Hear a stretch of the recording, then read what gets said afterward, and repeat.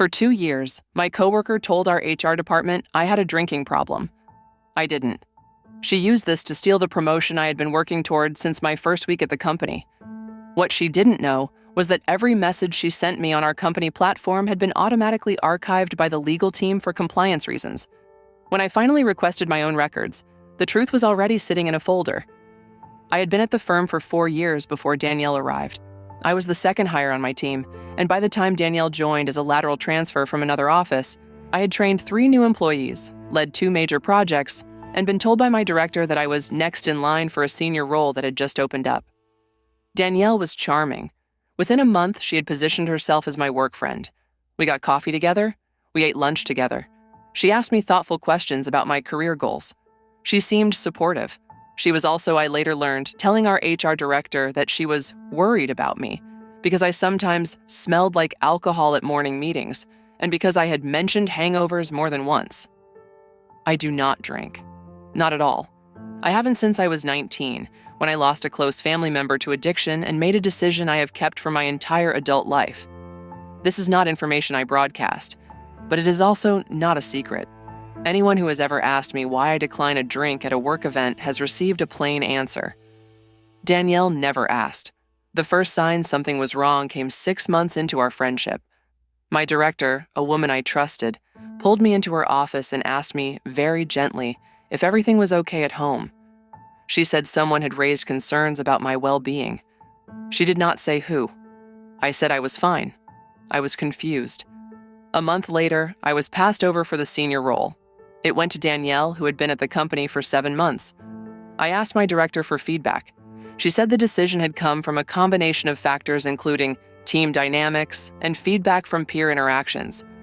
She could not be more specific. She said she was sorry. I did not accuse anyone. I did not confront Danielle. I went home that night and made a list of every person Danielle had talked to in HR, every conversation she had referenced to me, every piece of information she had asked me about in our lunches. Then I made a request. Our company uses a compliance tool that archives every internal message, every email, every document. Under the employee access provisions in our handbook, any employee can request a full export of their own communications going back to the start of their employment. Most people never do this. I had never done it, but I knew it existed. I filed the request on a Monday. It arrived in a zipped folder containing 23 gigabytes of data on Thursday. I spent the weekend reading. Danielle had sent 17 separate messages to our HR director about me. She had mentioned my possible drinking problem 11 times. She had told HR that I had come to work smelling of alcohol on 4 specific dates, all of which I could cross-reference with my calendar. On 3 of those dates, I had been in all-day client meetings where 6 other people were present. On one of those dates, I had been out of the office entirely, visiting my mother in a different state. Danielle had also messaged HR about my difficulty managing stress, my inappropriate comments at the holiday party, and my erratic behavior during the Q3 review. None of these things had happened. The holiday party she referenced, I had attended for 40 minutes and left early because I had a sinus infection. The most damning message was the one where she wrote, word for word, "I don't want to cause problems, but I'd feel terrible if something happened to her and I hadn't said something. I really think she needs help." She had written that the week before the senior role decision was made. I printed everything. I organized it into a binder. I made an appointment with an employment attorney my cousin had referred me to. The attorney read the binder in silence for 20 minutes. Then she said, "This is not just defamation. This is HR fraud. Your company is also potentially liable for failing to investigate the claims before acting on them. Do you want to resolve this quietly or publicly?" I said quietly. I did not want to be the story. I wanted the truth in the right hands.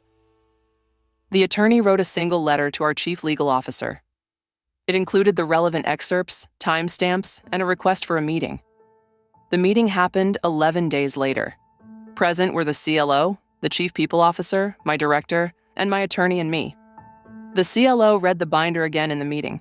At the end, he said, "We owe you an apology." Danielle was placed on administrative leave that afternoon. A week later, she was terminated.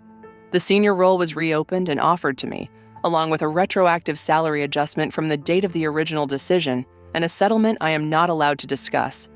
I did not tell anyone at work what had happened. I did not have to.